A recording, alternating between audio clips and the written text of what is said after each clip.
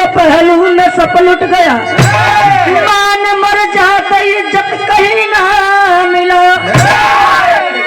दोनों प्राणी सुघर दो ही संतान थे, प्रांत यूपी अंदर है मेरठ जिला।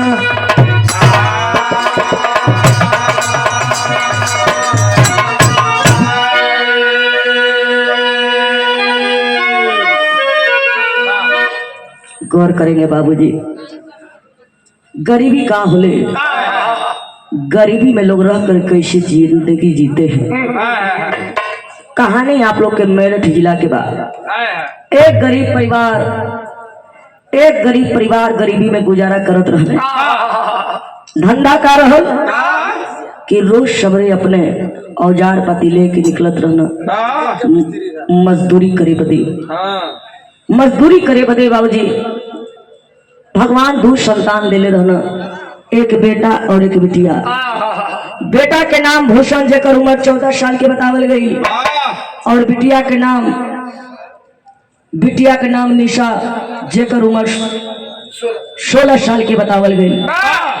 बाबू माई मजदूरी के नौकरी करत रहना और 1500-1600 रुपया महीना पावत रहना, और वो पैसा से घर खर्च और मन में सपना रहे कि दोनों बचवन के पढ़ा के डॉक्टर बना देबा।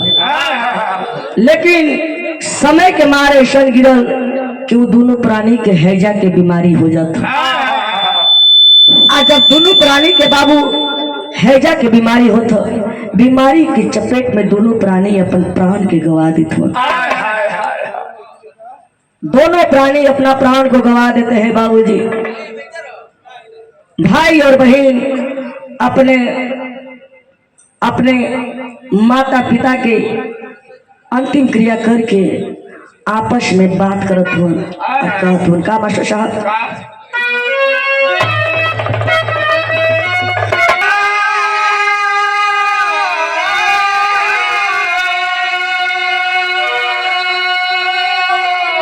तैयारे बाबू भी ढाना के खेला बाटे,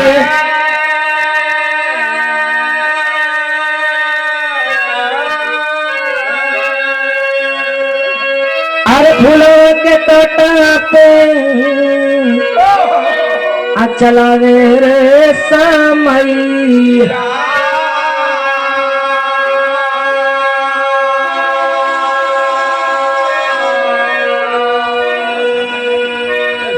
अरे वीरना के खाती निशा लगली मजदूरी कार,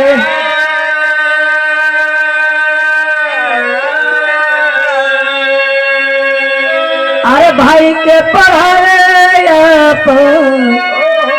छोड़ी के पढ़ाई।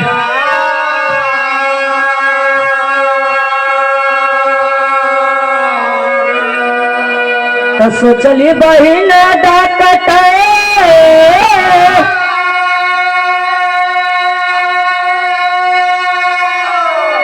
अरे भाई के बनाई देव,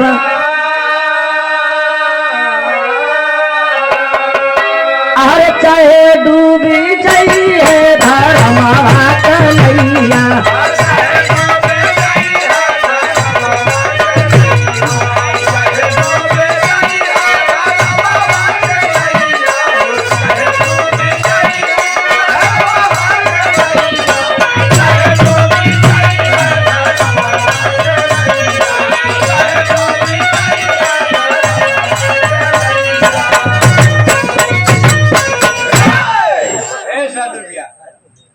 भाई ये बहन माई बाबू हमन के छोड़ के चल गई ना, कैसे हमन के जिंदगी चली, कैसे हमन के दाना पानी चली। कहती है कि भाई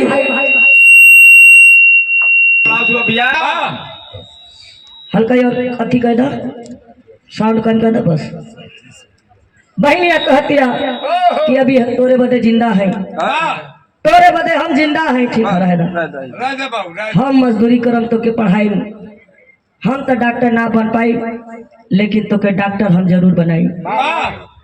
बहनिया बाबू 16 साल की उम्र में बाबू मजदूरी करे बदे निकल पड़त थी। आज जब मजदूरी करे बदे निकलत थे बाबू, इस समाज के लोग निशा के गंदी नजर से देखे लगत। कोई हाथ छुआ था, कोई गाल छुआ था, तो कोई दुपट्टा टाना था। बिन मांगे 10, 20, 50, 100 निशा के देवे लगना। निशा जब पैसा पावे लगली तो खुशी हो गई। गलत सही के ना समझ ली, गलत सही ना समझ ली। सोचली कि अब लगता कि हमार गरीबी दूर हो जाए, हम अपने भाई के पढ़ा लिखा के डॉक्टर बना देगा। तब तक गौर करेंगे, एक महेश बोल का लड़का निशा के पास जाता है और 1000 रुपया देता है। कहता है कि अरे हमारे रूम पे तुम चलिए ना। जब 1000 देखलस तो कहलस कि 1 महीना मजदूरी करती तो हमके 1000 मिलत, हमके 1 दिन में 1000 मिलत। निशा अपने भाई के पढ़ाई बदे करत का ही मास्टर साहब की लगी।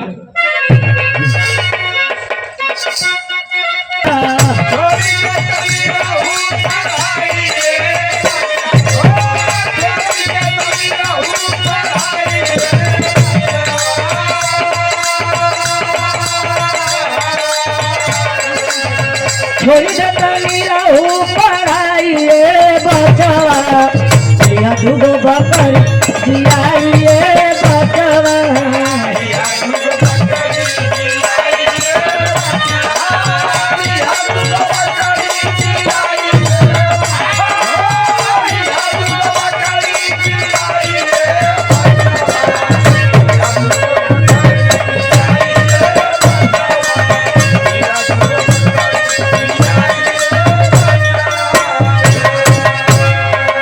लेकिन बहन भाई के पढ़ाई बदे करता है,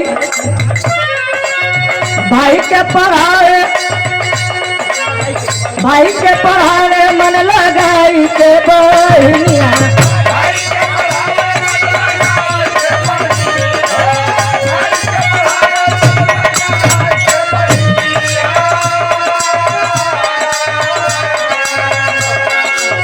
भाई के पढ़ावे मन लगाई के बहनिया, लेकिन जातिया लुटाई के बहनिया।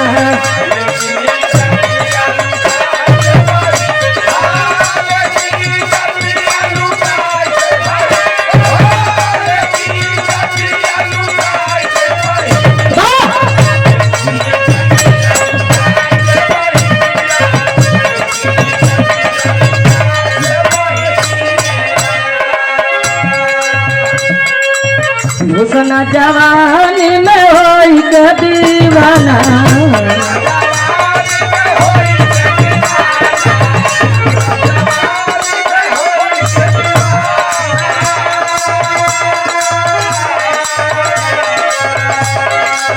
लगले छोकरियन पे देनी सना।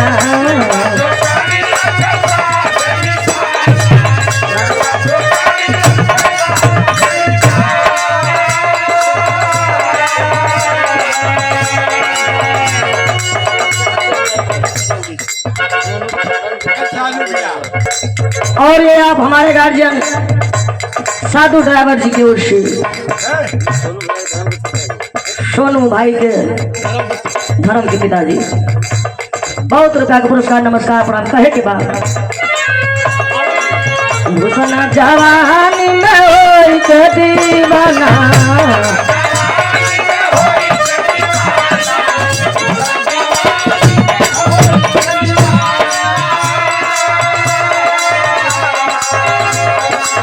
लगले छोकरियन पे देनी सना।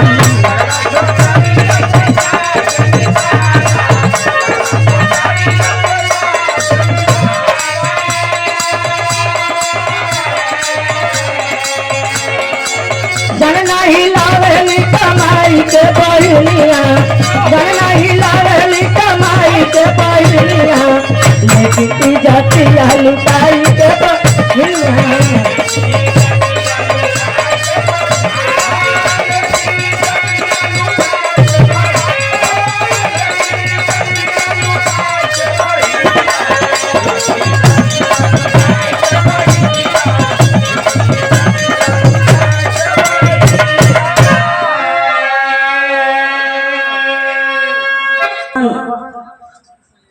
अपने भाई के पढ़ाई बदे अपन इज्जत के बेच देते ये बाबू।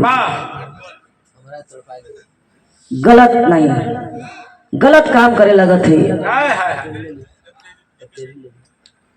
गलत काम करे लगत है ये बाबूजी। भूषण जब पैसा बहन के पावे लगल तो गलत सही ना समझत है ये बाबू। नशा भांग करे लगत, बियर बार में जाए लगत, लड़कियों पे पैसा खर्च करे लगत। धीरे धीरे समय बीतत गई। आज जब समय बीतत गई, बहनिया ले जाके बढ़िया एक मेडिकल कॉलेज में एडमिशन करवा देली। आज जब मेडिकल कॉलेज में बाबू एडमिशन करवा देली, जो महेश बोल के लड़का निशा के 1000 रुपया देले रहल, वो भूषण के बाबू पक्का दोस्त हो गए। काहे कि मेडिकल कॉलेज में बाबू, वह मेडिकल कॉलेजवा में महेश भी पढ़ाई डॉक्टरी की करत रहना। होत का मास्टर साहब तेरी में कहे बा,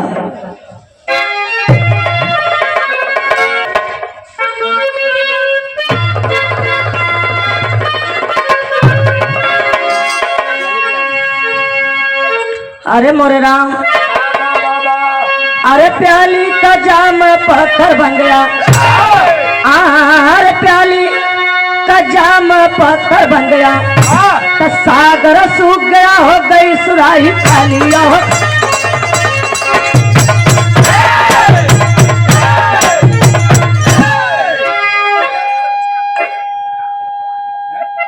भूषण और महेश बाबू जब पक्का दोस्त हो गई, एक दूजे के बाबू, एक दूजे के थरिया में खाए लगना जा, घूमे लगना जा, फिरे लगना जा, गहरी दोस्ती हो गई बाबू। एक दिन महेश भूषण से कहता है कि अरे यार, हमारे जिंदगी में काफी खूबसूरत लड़की बिया, जो कि तू देखबा तक कहबा कि हाँ कोनो लड़की के हम देखनी है। भूषण के का पता कि हमरे बहन के बात करत है। अब महेश के का पता कि जना लड़की से हम मिलेला वो हमरे मित्र के बहन है। जब इतना बात भूषण सुनत तो अपने मित्र महेश से एक बात कहता, का कहता मास्टर साहब,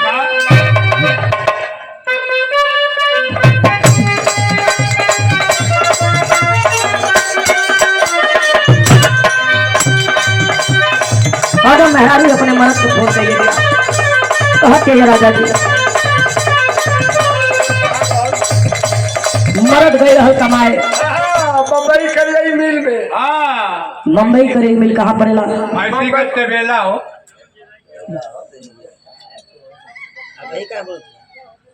चला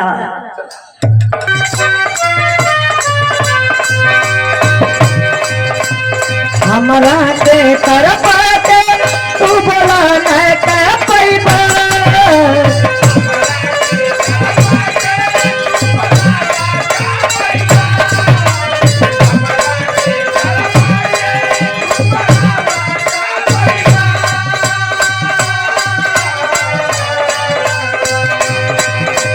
हमारा के तरफ तू बोला न के पैबा। अरे राजा जी बोला आई बात कि ना आईबा,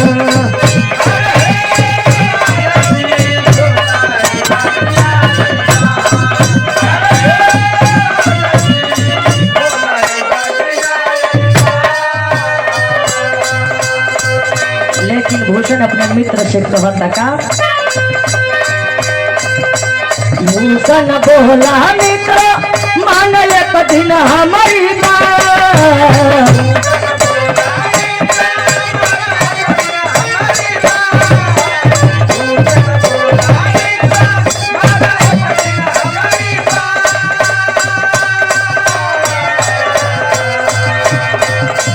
भूषण बोला मित्र मान एक दिन हमारी बात। अरे मित्र कब करेगा तुम मुलाकात,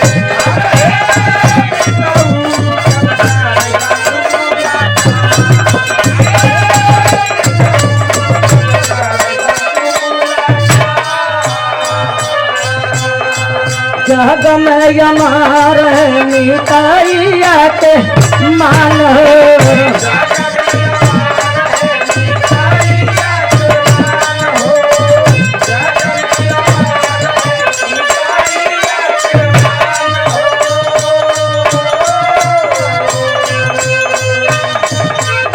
काकी दोस्त दे दियाले बा जानो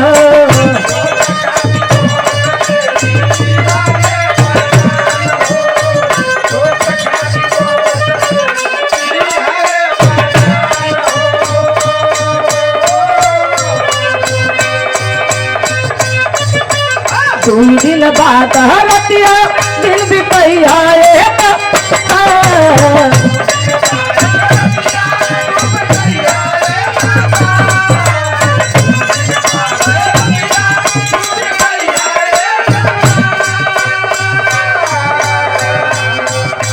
दू दिन बाद रतिया दिन बितैया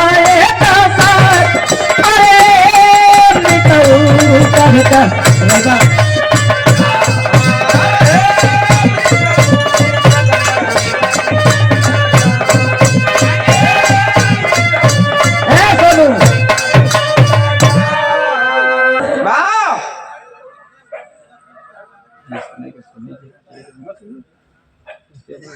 तो के ना समझ में आवत था के दर्द के समझा यार। महेश कहता है कि अरे यार वो लड़की से तो हम मिला देब, लेकिन हमके पैसा, वो लड़की के पैसा चाहिए, वो लड़की के पैसा चाहिए। भूषण कहता है कि कितना पैसा चाहिए, कितना पैसा चाहिए। महेश कहता है कि तोरे लगे 10,000 बात बोल, हम बात करो थी।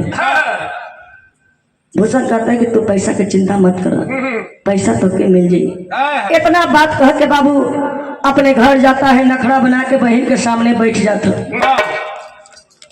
जब नखड़ा बना के बहन के सामने बैठ जाता, बहनिया कहते है का ये बाबू कैसन उदास नजर आवत हुआ, का बात है। भाई झूठ बोलता है कि ये बहन कॉलेज के खर्चा बढ़ गई बा, कॉलेज के फीस बढ़ गई बा, कॉलेज के फीस बढ़ गई बा, हमके पैसा चाहत है। बहनिया क्लास किए भाई पैसा के तू चिंता मत कर, कितना पैसा तो के चाहिए बोल हम तो के दे, लेकिन माई बाबू के तू सपना पूरा कर दी है, तू डॉक्टर जरूर बन जी है। भाई कहता कि बहन 10,000 हमके दे दे, 10,000 दे देवी तो हमारे कुल काम हो जाये। बहनिया कहते कि मिल जाये भाई, बस तू पढ़ाई पर ध्यान दे। इतना बात कह के बाबू घर से निकल पड़त है। आज जब घर से निकलत है, ठीक वही महेश बोल के लड़का से मिलत है, जाके कहते कि अरे यार 10,000 के हमके जरूरत है, दे देता। महेश कहता है कि तब के 10,000 दे, लेकिन हमारे एक शर्त है। निशा कहली कि कौन शर्त? महेश कहता है कि एक जिगरी दोस्त, हमार दोस्त दिल के करीबी, ओकर मन के प्यास तो बुझा देबू, उहो तो के माला माल कह दिहन, हम तो के पैसा देबे करो। जब इतना बात निशा सुन ली, उनके का पता कि वो जिगरी दोस्त खुद के भाई है, शर्त के मंजूर कर ली। सोचली कि अरे वाह, एक तीर पे 2 निशाना होता। पैसा ले लिए बाबू, अब महेश 2 दिन के समय दे देना कि 2 दिन बाद हमारे घरे तू चलिए है। जैसे ही जाके घरे अपने भाई भूषण के 10,000 रुपया देते, भूषण खुश हो गई ना, तुरंत अपने महेश को, अपने मित्र को फोन लगाता है, कहता है कि अरे यार पैसा के जुगाड़ हो गई, जल्दी से वो लड़की के तू बुलावा। महेश कहता है कि मित्र 2 दिन के बाद तो चलिए यहाँ। 2 दिन बाद वो लड़की आई। जैसे ही 2 दिन बीतल है पंचो, पहले निशा बाबू महेश के दरवाजे पर पहुंचा थी। आज जब निशा पहुंचा थी, महेश मौज मस्ती करके जब बाहर निकलत हुआ, देखत हुआ कि भूषण भी आ गए। भूषण कहता है कि अरे यार एजा का खार हो जाए अंदर और अपने प्यास के बुझा ला। जैसे ही बाबू भूषण अपने अंदर जाता है, जैसे ही बाबू भूषण अंदर जाता है, बहनिया घूंघट के आड़ पे बैठल है। बहनिया घूंघट के आड़ पे बैठल है। बहनिया आवाज लगाती कि अरे यार शर्माते क्यों हो, आओ और अपने प्यास को बुझा लो। जब ये आवाज भूषण के कान में गई बा, तो सोचत हो कि लागत की आवाजिया जानल पहचानल बा, लागत की आवाज हम कहीं सुनले बानी। तब तक निशा पलंग से उतरती है बाबू, आ घूंघट को हटाती है। जैसे ही घूंघटवा हटावत है ये बाबू, जैसे ही भाई बहन के नजर मिलल बा, मानो जमीन फट जाए, उसी में समा जाए। दोनों भाई बहन के शर्म से नजर झुक गई भाई बाबू। झरझर झरझर आंसू गिरत था और आपस में तकरार करत हो। कैसे मास्टर साहब आला हमें प्रमाण बा।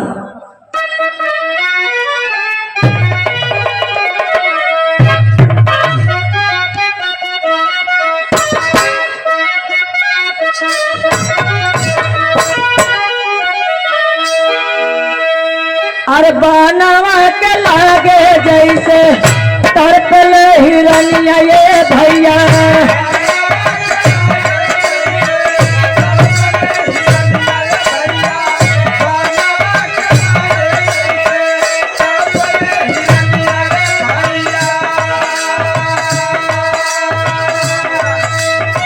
ओ सही भाई बहिन तड़प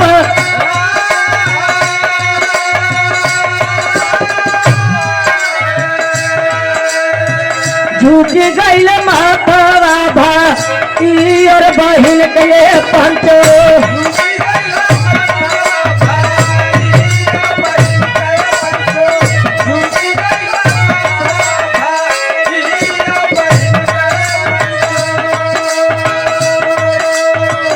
बतिया नया रे दोनों गईले किसिया।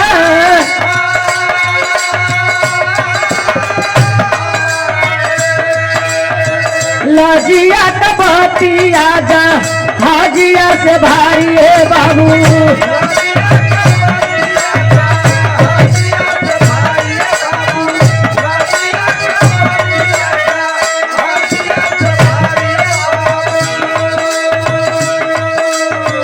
बोली है बहिनिया नजरिया छिपा।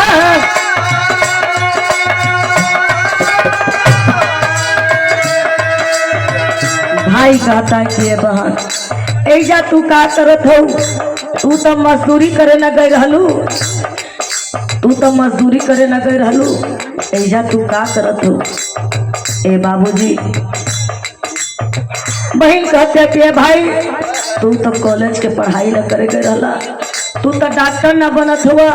तू ऐजा का करत हुआ। बहनिया कहते कि भाई शौक से हम अपन इज्जत के ना बेच लिया। शौक से अपन इज्जत के ना बेच लिया। बताओ तरीका बतावत है। तोहरे पढ़ाई बादे बेचली इज्जत ये भैया।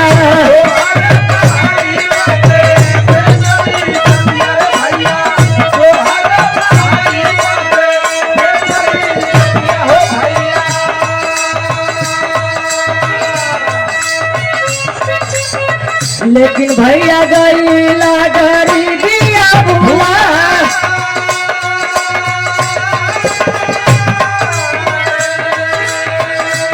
बहन कहती कि भाई तोरे पढ़ाई बदे हम अपन इज्जत के बेचनी है। तो के डॉक्टर बनाए बदे अपन इज्जत के बेचनी है।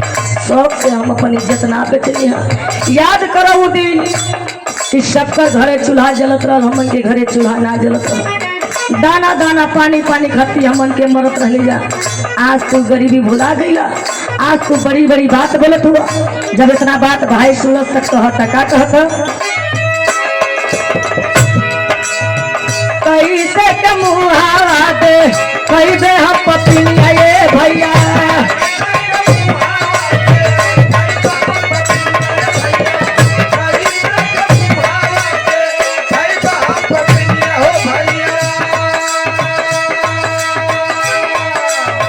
दस हजार रुपया बैग में रखल बा।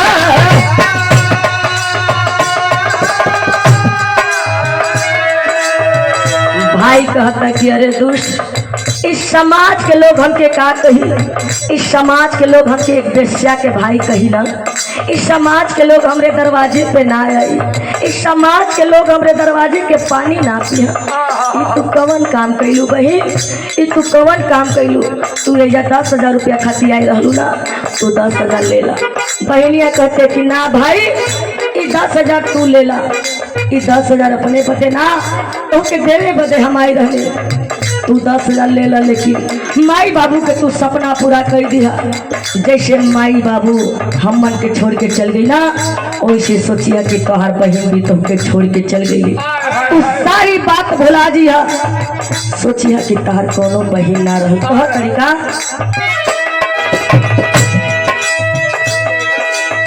बनी गया कर जा रूर मोर बीरन ये भैया।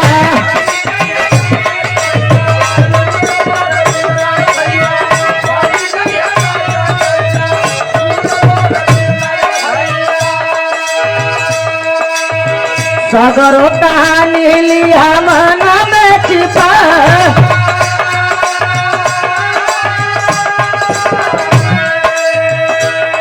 बहन कहती कि भाई तू सारी बात के भुला दी है, सारी बात भुला दी है कि तहार कोनो बहन रहल, लेकिन तू माई बाबू के सपना पूरा कर दी, तू डॉक्टर बन गई है। इतना बात कह के करत का है, खच खच चूड़िया का ले जवा पे मारिए भैया।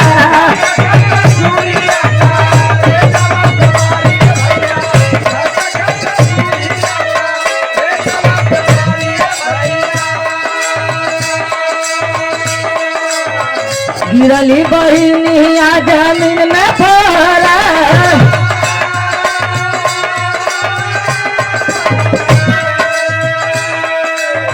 प्याली के जाम बाबू पत्थर बन गईले भैया।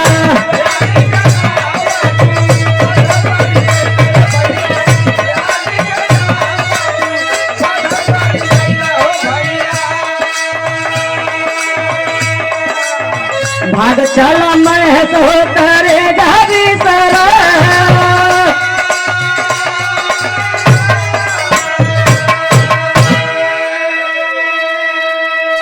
बहन कहती है कि भुला जिया कि तोहार कोनो बही रह। इतना बात कह के बाबू टेबल पे चाकू रख रहा, उठा के अपने सीनवा पे बाबू मार लेते, सीनवा पे मार लेते। ये बाबू तड़पड़ा के अपन प्रणवा गवा दे लिए। भाई जैसे ही देखलस कि हमरे सामने हमार बहन दम तोड़ दिलस, जाके बहनी के गोड़वा पे गिर के अरे बहन ई का कैलू, बहन ई का कैलू, माई बाबू तो हमन के छोड़ के चल गई ना, एक तू ही सहारा रहलू, तू छोड़ के चल गई लो। भाई के नाते तो के दो बात बोल दे तो तू हमारे सामने दम तोड़ दे। तू भाई रोबत है ये बाबूजी। भाई का मास्टर साहब खड़ी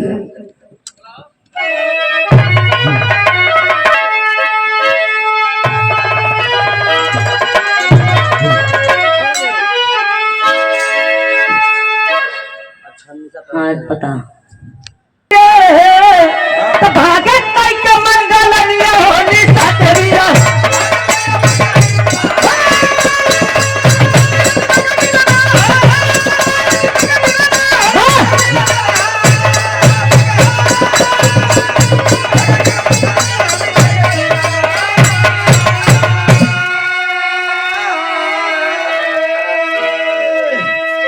बहन अपने भाई के सामने जैसे ही बाबू प्राण त्यागत है, भाई अपने बहन के बाबू अंतिम क्रिया कही के मन में बाबू अपने बहन का कसम खा लेता है कि जब तक हम जियम तब तक कोनो बहन के निशा ना बने दे, और हर एक गरीबों को माई बहन के दर्जा देबा।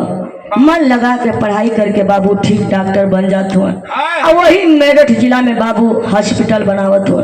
आज भी प्रमाण बा कि मेरठ जिला में अस्पताल बा, और हर एक गरीबों के बाबू फ्री में इलाज करत हो।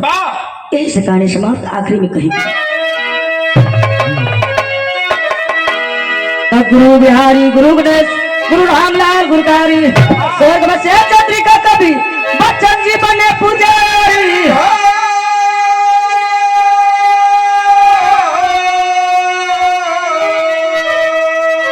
अरे प्याली का जाम पत्थर बन गया, पूजा बना सो दही मैया काली, प्याली का जाम पत्थर बन गया।